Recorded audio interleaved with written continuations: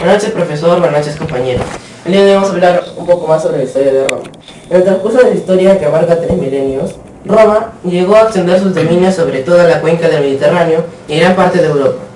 Roma, como capital del Imperio Romano, se constituyó en una de las primeras grandes metrópolis de la humanidad, centro de una de las civilizaciones antiguas más importantes. Influenció en la sociedad, la cultura, la lengua, la literatura, el arte, la arquitectura, la filosofía, la religión, el derecho y la moral de siglos sucesivos.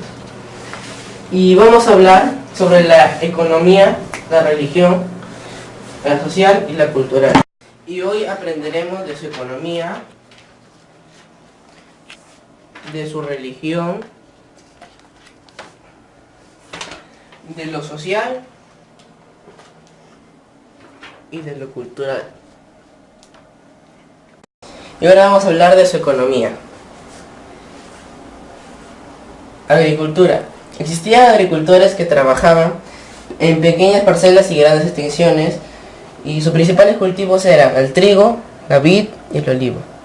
La artesanía se desarrollaba en las ciudades. Los artesanos tenían talleres y tiendas para poder vender sus productos. En la minería se extraía el oro, la plata, el hierro, el cobre y el estaño. En la costa, la sal para conservar sus alimentos. En el comercio se estableció dentro y fuera del imperio. En la península ibérica, el aceite de trigo.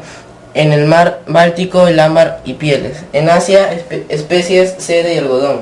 En África, los esclavos. Se desarrolló gracias a su moneda única y la comunicación por mar y tierra. En lo cultural, Roma es el resultado de civilizaciones diferentes, como la cultura griega y culturas del Oriente, que contribuyeron a formar la cultura y el arte de los romanos, que fueron Mesopotamia y Egipto. El latín fue lengua común de todos los pueblos sometidos. Destacaron la tecnología, el arte, la literatura, el calendario, costumbres y la religión. La religión era politeísta y similar a la griega. Los principales dioses que formaban la tríada eran Júpiter, Juno y Minerva. El Capitolio era dedicado a la tríada y sus templos tenían podio y escalinata. Los emperadores eran considerados dioses. Los sacerdotes se encargaban del culto y el rito. El culto en el hogar tenían pequeños altares donde rendían cultos dirigidos al padre de familia. Los lares eran deidades protectoras de hogar. Los penates eran genios protectores de almacén y abastecimiento, y los manes eran espíritus de los antepasados. Los pueblos conquistados por Roma fueron tolerantes a sus religiones, y a veces los romanos rendían culto a los dioses de los pueblos conquistados. Ahora vamos a hablar de lo social. Se dividían en los ciudadanos y no ciudadanos. En los ciudadanos encontramos a los patricios, que eran descendientes fundadores de Roma, y los plebeyos, que eran la mayoría de la población. Ellos podían participar en la política. Los sacerdotes podían poseer y casarse.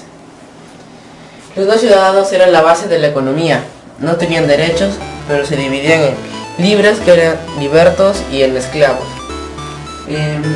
Las mujeres debían tener un tutor, que puede ser el padre, el hermano, el pariente o el marido. Podían poseer, regentar negocios, participar en fiestas, y ellas eran consideradas criadores de hijos y trabajadoras. Los esclavos eran prisioneros de guerra, ciudadanos condenados y también los hijos de esclavos. Gracias.